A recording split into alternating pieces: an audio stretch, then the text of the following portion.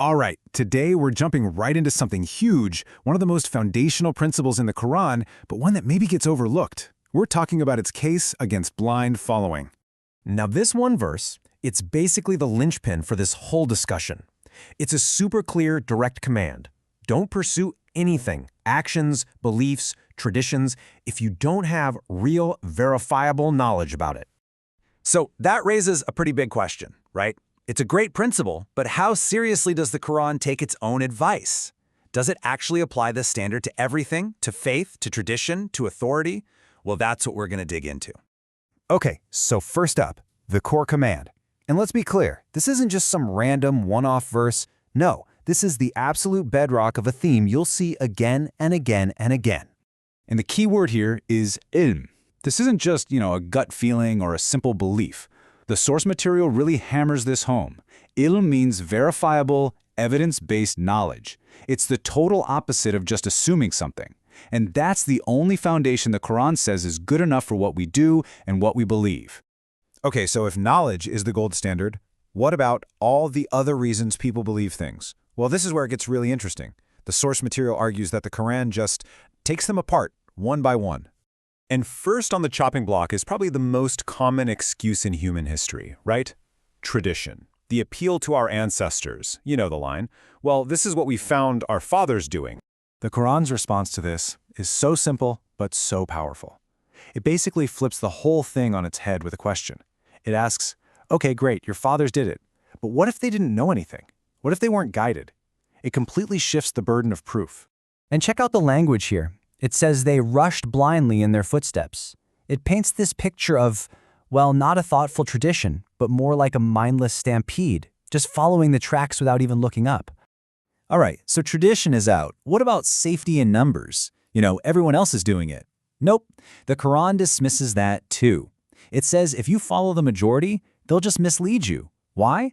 Because most people aren't operating on knowledge. They're following zun, assumption, conjecture, guesswork, the exact opposite of ilm. So let's recap this part. The source is arguing that the Quran basically rejects all of these popular foundations for belief.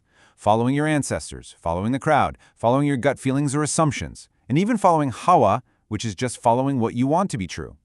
Okay, so if you can't follow tradition or the majority or your own assumptions, then what are you supposed to do? Well, the Quran doesn't just tear things down and leave a big empty space. It gives a very clear mandate for what to do instead. And that alternative is your aql, your reason, your intellect. This isn't just a nice suggestion. According to the source, this is the tool you are commanded, you are mandated to use. And wow, the Quran does not pull any punches about what happens if you don't use it. Just look at this verse. It calls those who don't use their reason the worst of creatures. It's not condemning people who can't think, but those who won't. And it's not just some abstract idea. The source points to this verse that lays out a literal process. Step 1, listen to everything. Step 2, analyze it, think about it. And step 3, then you follow the best of what you've heard. It's an active, critical process, not just passive listening. All right, now the whole argument takes a really dramatic turn. Because so far we've been talking about the followers. But what about the leaders? The people who demand that you follow them blindly? This is wild. The source describes this intense scene from the Day of Judgment, where the followers, they turn on their leaders, and they don't just say, hey, that wasn't fair. They demand a double punishment for them, 2 times the punishment, one for going astray themselves and another for leading us astray. And the list of charges against these leaders, it reads like a rap sheet. We're talking about everything from consuming wealth falsely and hiding knowledge on purpose to literally selling guidance and blocking people from finding their own way to God. These are not small things. So you can just imagine the scene, right? It's like a courtroom. The followers stand up and they try to pass the blame. Their big defense is, hey, don't look at us. We just obeyed our masters and our great ones. They're the ones who led us astray. But then the leaders fire right back, and their response is chilling. They basically say, did we stop you? Guidance came to you and you chose not to take it. You were the ones who made the choice. So in this incredible back and forth, nobody gets off the hook. Everyone is accountable. So think about it. If you can't blame your ancestors, you can't blame the crowd, and you can't even fully blame your leaders, who's left?